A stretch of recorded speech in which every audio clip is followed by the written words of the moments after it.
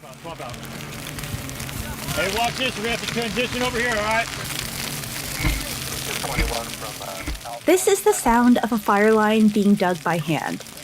It's slow, physically taxing, hot work. You're cutting a strip of bare earth into a hillside, leaving nothing for wildfire to burn. Make sure we clean up that eyebrow! In Colorado, some of the people doing that work right now are wearing two uniforms at once. They're members of both the Colorado National Guard and AmeriCorps. Same person, joint status. A structure that had never existed anywhere in this country until Colorado decided to build it. To understand why anyone would create such a thing, you have to understand what wildfires have become in Colorado. New wildfires have rapidly spread across tens of thousands of acres in western and southern Colorado, south of Colorado Springs. December 30th, 2021, Boulder, Colorado. The suburbs between Denver and the mountains. There's snow in the forecast, and nobody in those neighborhoods is thinking about wildfire. But a fire starts in the dry grass outside of town. Now, we are also following a pair of new wildfires that have sparked, forcing evacuation south of Steamboat Springs. Winds push it into a subdivision. It moves house to house, faster than people can leave. By the time it stops, over 1,000 homes and buildings are gone. Fires move too quickly for firefighters trying to build a fire line. $2 billion in losses. It's the most destructive fire in Colorado's history. And it happened in winter, in a suburb, in a state most of the country pictures under snow. That's why Colorado's officials no longer talk about fire season. They talk about a year-round condition. But the number of people who answer this threat is dwindling. Outside of metro areas, most of Colorado's firefighters are volunteers, and the state is short more than 2,000 of them. The need is growing, the workforce is shrinking. That's the gap. So, two organizations built entirely around service sat down and asked what they could do together that neither could do alone. The result? A crew in Steamboat Springs, Colorado. Guard members serving simultaneously as AmeriCorps members, the first of its kind in the nation. By the end of that first season, half of them had job offers in wildland firefighting before their service was even over. This is Empathy Affect, the Forest Marsh Media podcast that explores the human side of government. I'm Melissa Szynski, and today our guests are the two people who built this unique program.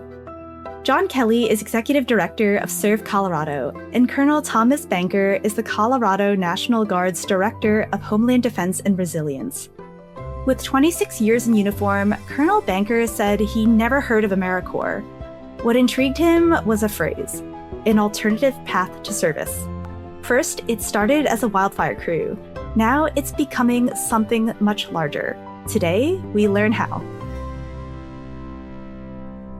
John, Colonel Banker, it's an honor to have you on today. I'm excited to talk about the innovative ways your organizations are collaborating to help people serve their state in Colorado and protect their communities from the dangers of wildfire. Thank you for joining me today. Melissa, this is John Kelly. I'm so excited to be with you today and be with my close friend and partner, Colonel Banker. Yeah, John, thank you so much. Melissa, Colonel Tom Banker, quite a pleasure of ours to be able to share some of our stories of what we've been doing here in Colorado. Neat to see that it's kind of maybe gaining the national eye about how a state at an individual state level can address resiliency, homeland defense, and all sorts of aspects like that. So pleasure is ours. Thank you. Yeah, let's get into it. I'd love to first set the stage a bit.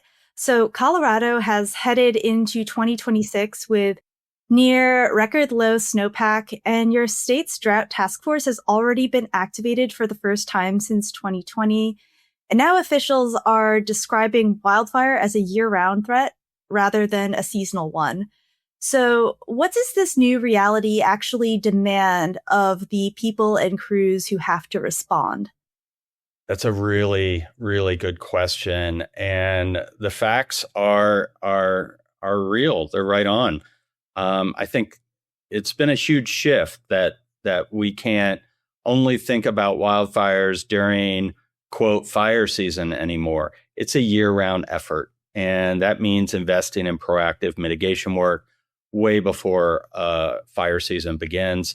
It also really forces us to think in more ways that we can collaborate. Wildfires can't be solved or mitigated just by any one organization alone or any institution alone. We really need to form new partnerships and innovate in order to address this growing vulnerability. Yeah, no, I mean, again, phenomenal question and poignant, right? That not many folks would think fire threat and risk is a year-round issue for Colorado. If you're from a warmer, southern state, you maybe think Colorado and the ski slopes of Vail, but that's not the case all the time. And so one of the efforts I actually sit on underneath the governor's Homeland Security Advisory Council is a whole of state critical infrastructure working group. And we were actually born on the heels of a really bad day for Colorado. That was New Year's Eve of 2021, called the Marshall Fire. And that ripped through Boulder County, in New Year's Eve, and 1,083 structures destroyed, $2 billion in economic realized loss. Super bad day, but it was a wildfire, urban wildland interface event right in the middle of winter. So, but just like John said, I mean, this is a massive threat for Colorado. We have 6 or 8 burning right now with almost zero containment across all of them. I mean, if we look out our windows, the skies are filled with smoke right now. But just like John said, this needs to be a whole of state approach, at the federal, state, local, tribal entities that can tackle these sorts of things, and finding new and unique ways to be able to address these problem sets through new partnerships. And you'll hear more about that from the National Guard perspective and what our amazing friends from Serve Colorado, AmeriCorps, are doing to help look at resilience like we've never seen before at an individual state level. Yeah. Thanks for setting some of the context. It's definitely a huge challenge now, and I'm sure ahead. So looking at the landscape outside of metro areas in Colorado, a majority of the state's firefighters are volunteers, especially in rural areas. And the state's 2024 needs assessment found it short more than 2,200 firefighters combined. And at the same time, younger people are leaving rural communities and depend on, again, those volunteer departments. And at the same time, there are also federal cuts cutting through roughly a quarter of Colorado's public lands workforce. So lots of challenges mounting on top of what you just said. The need is growing while the workforce is shrinking. So how did we get to this gap, and what does it look like on the ground across the most impacted communities? Yeah. So the part of the gap is this is really hard work. Being a wildland firefighter is no joke. It is incredibly demanding work. It's also incredibly satisfying work, too. I mean, wildland firefighters are extremely proud of what they do, and they should be. But the need is growing and the workforce is shrinking. You're right on with that. And so we need to grow our efforts. Right now, our current footprint averages about 750 individuals serving in our youth and conservation corps, many of them doing wildfire mitigation work, getting the training and certifications that they need to begin a life and a career as a wildland firefighter. And so we need to grow those efforts. And because of this increasing demand, that was one of the reasons why we were interested in talking to our Colorado National Guard partners about how we can collaborate. And because of the, like I said, it's demanding work, and it just felt like a really good fit with our partners at the National Guard. So that was one of the reasons why we started these conversations and began this collaboration.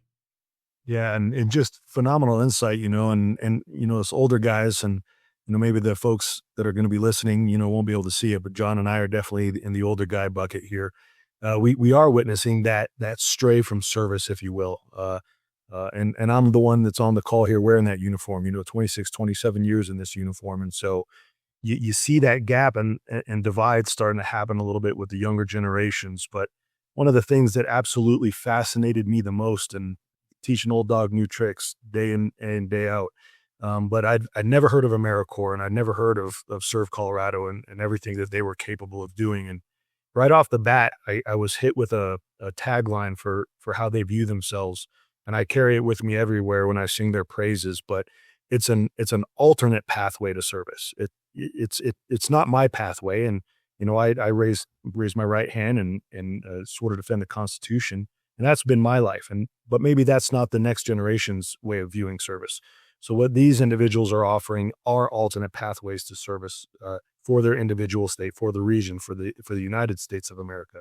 And so when we're faced with super tough challenges, whether it's wildfire mitigation, wildland firefighting, or other that maybe has a defense nexus, these have become tremendous partners in AmeriCorps and Serve Colorado, and we reach out to them every time we have a budding challenge emerging that we might need workforce, we might need unique creative ways to be able to help address some of these problems. And so John knows this by now. I don't go into any engagement or event without reaching out to AmeriCorps Serve Colorado first, because they're always going to say yes. They'll be at the table and they'll help us solve some of those solutions. Colonel Banker saw the value in Serve Colorado and AmeriCorps, but you may have caught that he didn't initially know what they were. Fair enough. For those of you out there, here's the 101. Every state has a service commission created by federal statute that administers AmeriCorps dollars. Colorado's version of this sits in the Lieutenant Governor's office. It funds and supports about 750 young people a year serving in youth and conservation corps, many of them doing wildfire mitigation work. And it has two priorities: protect the state's public lands and get more people into public service careers. And so those were the two priorities that drove us to initiate the conversations, with the Colorado National Guard. And what we found is two organizations that were deeply committed to service and expanding service opportunities that didn't really know each other well. We started our first conversations back in 2023, and we signed a first of its kind memorandum of understanding simply to work together, to jointly recruit together, and to seek to provide more service opportunities that benefited communities all across the state and supported the mission of the National Guard. And so that was the basis for the first conversations that we had. I love that. So this crew that you've developed is the first of its kind in the nation, which is really notable to highlight. Congrats. But it's come with various partners spanning the military, national service, youth corps, federal lands. When you were building it, what were some of the challenges in aligning these different worlds that may not seem to naturally line up on paper? And what was effective in helping bridge them together? Melissa, that's a great question. There definitely was alignment work that was needed. When you bring together different organizations, some have worked together, some haven't. The National Guard and AmeriCorps, the State Service Commission, we had never really worked together before. And so the alignment that took place, though, was both figuring out the challenges of how to operationalize something. It was also alignment on the benefits of something that we could build together. And so the operational challenges had to do with training schedules and what members are allowed to do and when that timing takes place. And how do you begin to have conversations with National Guard members about this opportunity and what the value proposition would be? We also needed to figure out just very simple things about language. AmeriCorps has its own way of talking about service and its own kind of AmeriSpeak that we use. And we had to learn how the Guard talks about service. We found so much mission alignment, but not always the way that we described it. And then you're also talking about just regulated systems. And so we needed to make sure that, the alignment on the rules and what people could do and what benefits they could receive, how that would all flow and work out. But then the other side was the mission and the benefits to the program. And there's some really fun, concrete pieces around that.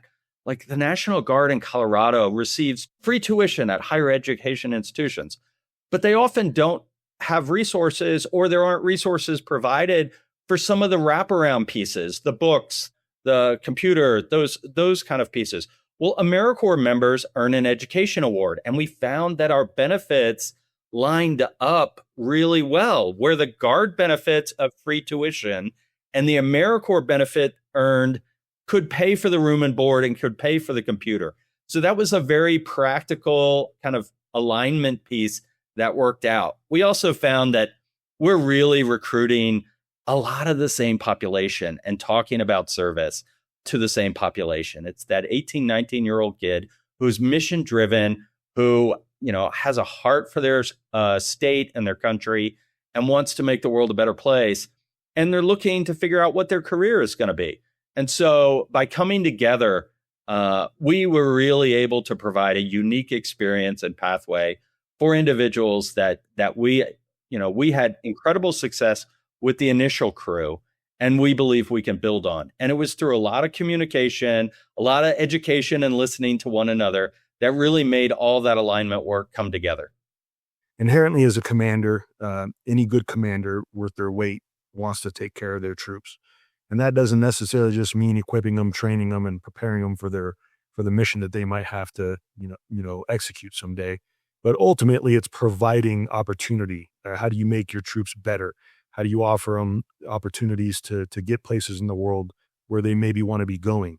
And so AmeriCorps that's exactly what they're offering Guardsmen, is an opportunity, if they are not on a full-time status, to have attainable opportunities, alternate pathways to service with tremendous upskilling benefits on the back end. So I view it as an opportunity to thank what they do for our Guardsmen, because ultimately they're not only providing them opportunities for employment and access to employment like we've never seen before, but on the back end of that employment, they're continuing to take care of them. They're giving them the education benefit. They're helping them realize and obtain their dreams. So they're doing a wonderful thing for the men and women that wear a uniform at the individual state level. Yeah, and going back to how we were looking at the rural situation before, as people are leaving, they may not be thinking there's opportunity there. And it sounds like, between financial support, career advancement opportunities, the whole gambit, the benefits that both of your organizations are bringing to the table can really incentivize people to stick around and, pursue this in the longer term. I do want to focus on the fact that one person can serve as both a Guard member and an AmeriCorps member at the same time is unique. So I want to pick your brains on that a little bit. What makes this dual status different from just, adding another crew? And practically, how do you make, one person being two things at once actually work? It's a great question. I also think it's the coolest thing about this partnership, because we're not just adding another Wildfire crew, and we're not just adding new recruitment pipelines for the Guard or for AmeriCorps. What we're doing is we're bridging and we're bringing together two service-oriented systems that have a similar mission to serve the communities in our state. And so it is really that power that we're tapping into. The Guard provides incredible training and career opportunities for individuals, as does AmeriCorps. And when you bring those together and you have, especially these Guard members, as Colonel Banker described as the traditional members, they are going to be part-time civilians, part-time members of the military. And so by bringing those together, taking the issue area and priority focuses of what the Guard needs to have a successful force and a powerful force, and providing the education and training opportunities through AmeriCorps service, you're actually supporting the whole individual while they're benefiting the state and the community in two very important and critical ways. And so it was that merging that I think is just the real coolness and power of this partnership. It required a lot of intentional planning, as we've talked about, but it makes both the Guard and AmeriCorps and the individuals serving much stronger together. Yeah. Thank you for bringing clarity into that. I feel like sometimes you can think this is how AmeriCorps works, this is how national service works. So seeing them come together in this really unique way is awesome. I want to look at how this has been going so far. So from what I understand, you launched in Steamboat, Colorado in 2025. So what's a moment from that first season, maybe a person, a project, or results on the ground that told you it was working? And is this turning into a genuine on-ramp into permanent firefighting and conservation careers, or more of a meaningful first experience for people who are participating? I've got two quick ones for you. And when I got to go out and visit that crew and meet them, it was so powerful. But yes, we saw in that first crew a direct connection between the service work in AmeriCorps that these Guard members experienced and did for our state and their next steps. Half of the crew immediately went into wildland firefighting. They had job offers before they finished their service. Wow. And then the other half, they are also looking at similar public good, common good careers as well in law enforcement, in EMT work. And so they're taking some of that training, some of those certifications that they earned in AmeriCorps and are still putting it to use, just not directly in wildland firefighting. And we think there's a huge opportunity to grow this into more and more fields. I mean, the forestry work, we have a real strong interest in that and real need for organizations and municipalities across our state and cybersecurity work. So we can build on this momentum. So that clear pipeline into the careers that we need in this state was just so incredible to hear, and to meet the members and hear their passion about it was fantastic. The other thing that I just absolutely loved is a couple of the members took it upon themselves to make videos and film all kinds of different pieces of their experience serving. And they had been deployed to work on a wildfire after receiving all their training and certification. And they had just incredible experience, and they put it to music. And it was such an inspiring piece that they just did totally on their own. And we had to immediately ask for a copy and permission to use it for recruiting. And they gladly gave it to us. So now we have Guard members and that some of the materials they created in that first crew that we're going to be using to inspire future Guard members to serve as well. And that was really fun that they just showed that initiative and passion about what they were doing and kind of created those materials. It was a lot of fun. That's so amazing. I feel like when you hear that enthusiasm from the ground to the point where they're making things, like that is the greatest buy-in tool you could even have, like full stop. Colonel Banker, are there any stories or moments from last year's sort of kickoff that stick with you? Yeah, absolutely. As John was talking about, his 2 points, phenomenal to have a quick flashback to a wonderful coworker of John Kelly's, Miss Ariana Patek. She, also gleaming with joy, the success of all their efforts from the Lieutenant Governor's office. And so at the heels of their season, she was able to share with a picture, and she was like a proud leader herself. But she showed me a picture of the crew, and you could tell they had probably just recently come off mission. They were grubby and beaten up and dirty and in the full wildland firefighter battle rattle, but they had massive smiles on their face. And she was pleased to be able to point out 2 of them to me from that picture and said, these 2 individuals were offered jobs before they even concluded their seasonal mission. And so with her pride, with the smiles on those guardsmen's face, to know that they had potentially found something they love, something they find service in accomplishing, and to know that it was a partnership like this that paved the path for that, not just to provide safety-bearing measures for the citizens of Colorado and the wildland fire arena, but also to take care of a couple guardsmen and create a pathway, not just for service, but for future employment. I don't know if it gets any sweeter than that. It's a small proof of concept, but like you said earlier in your initial question to John, a hopeful on-ramp to future success stories just like that one. I sure hope so, and I feel pretty good about it that we'll see more of those kinds of pictures. Absolutely love it. I know how we were talking about how wildfire is, the proving ground, but this underlying idea, pairing national service with military readiness to build a resilient civilian workforce, could apply elsewhere, like how we were talking about cybersecurity, floods, infrastructure, public health. Where do you think the country or other regions should take this model next? And what might others learn from this that should or could be replicated? Yeah, I know we've already started to touch on this, but this initial model is just the tip of the iceberg. I feel like this partnership can grow in so many different directions. We really spent that first pilot year figuring out those logistics of how to make these 2 systems work. but there's so many other areas that this can be applied to, and that there's operational and mission overlap that we can really apply it to. And that includes education, public health, land management, and a variety of other community-based service roles. I am super excited about the potential and the early conversations we're having around cybersecurity as well. I think there's so much need there as well. And I think as other states look at this, and we're being very evangelical about this, we are sharing the energy and excitement we have around our partnership with our state colleagues.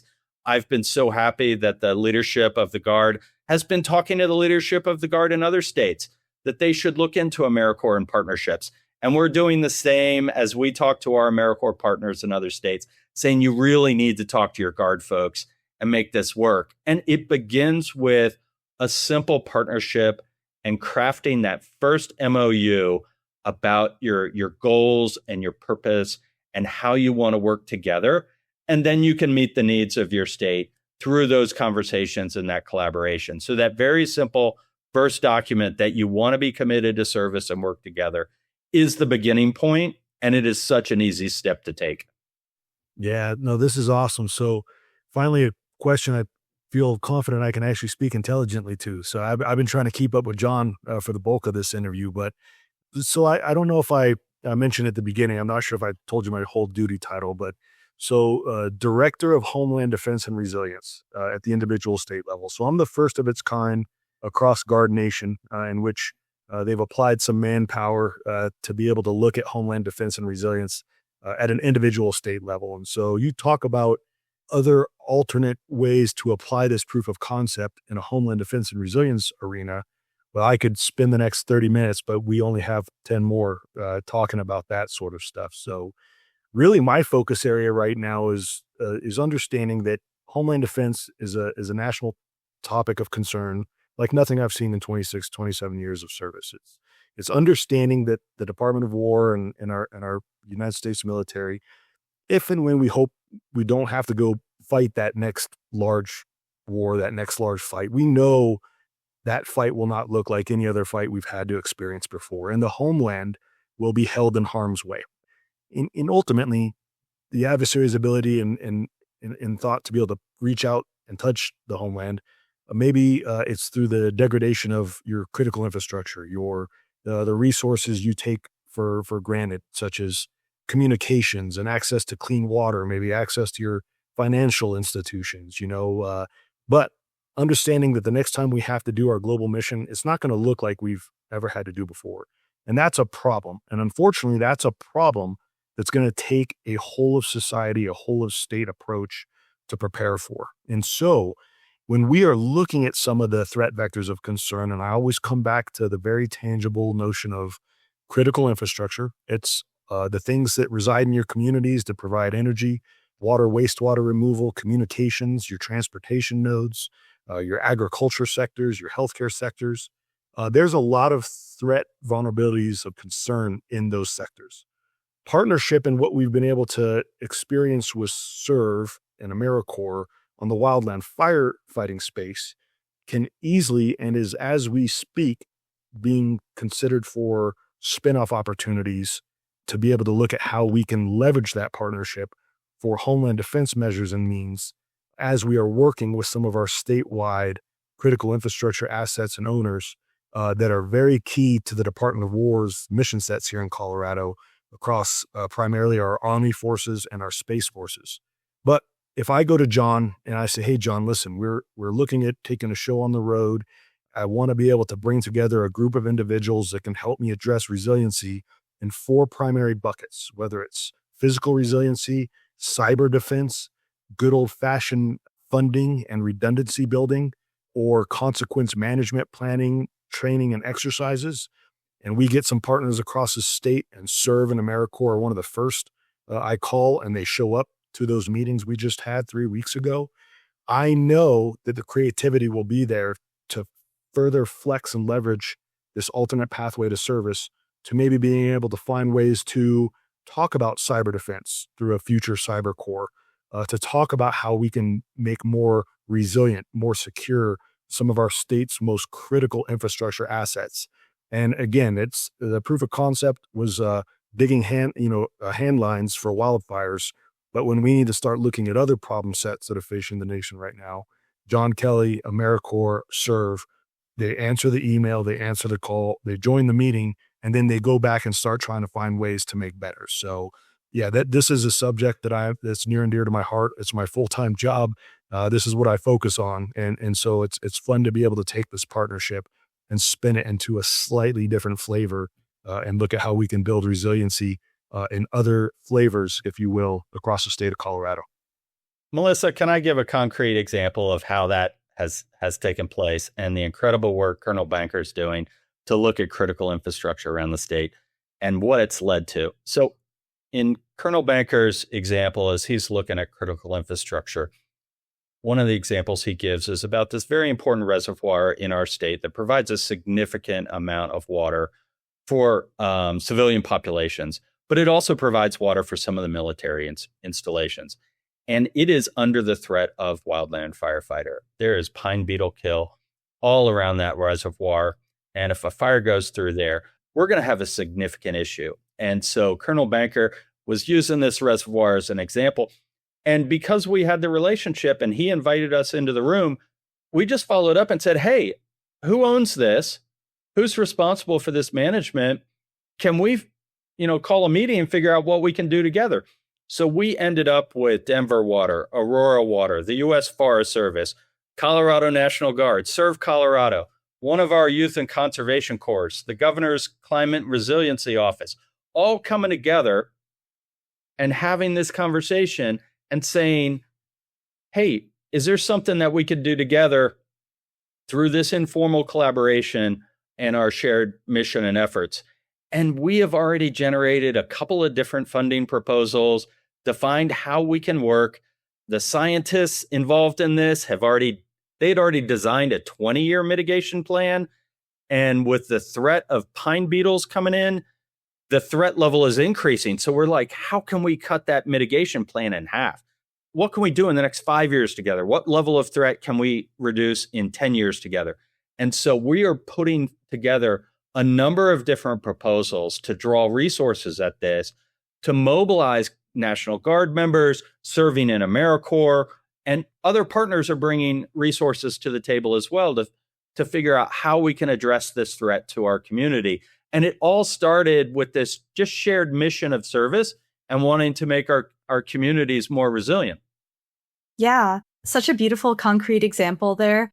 And what I'm taking away from this conversation, it really does take a village, all of state, all of country.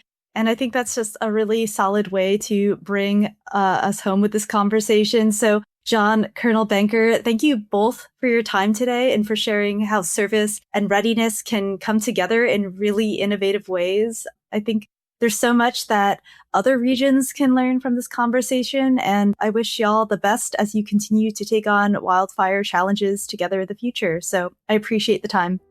Thank you so much for having us. Thank you, Melissa. What still gets me after this conversation is that John and Colonel Banker come from two different organizations, both in the same state, both built entirely around the idea of service. But until a few years ago, they had never really spoken to each other. It wasn't out of competition, just out of habit, each in their own lane. Since you've stuck around to the end, I'll let you hear John name exactly why that happens. And so the natural instinct far too often is to hold on to, this is my piece and I need to prove my value and worth. And so I'm going to hold on to it tight and not invite others in.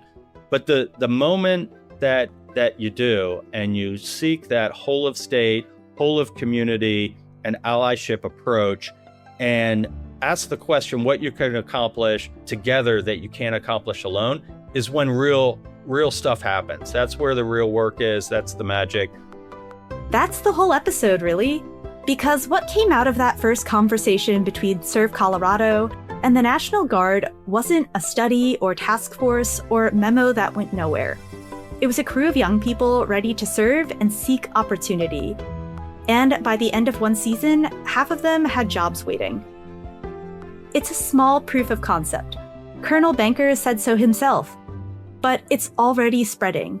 into cyber, into critical infrastructure, into a conversation about a reservoir that supplies water to Colorado communities and military installations. If you work in government, an industry, or anywhere near the gap between a mission and the workforce to meet it, the takeaway from Colorado isn't the wildfire crew. It's the question that produced it. What could we do together that neither of us could do alone? Thanks for tuning into Empathy Affect. If we've sparked something, share it with someone who'd want to hear it. I hope it'll inspire the collaboration we need to drive change and impact. In the meantime, I hope you'll join us next time. Thanks, y'all. Empathy Effect is a product of Forrest Marsh. You can reach us at forrestmarshmedia@forrestmarsh.com with any feedback, questions, or inquiries. If you want to know more about today's guest, are interested in participating with Forrest Marsh, or becoming part of our community, check out our show notes for more information.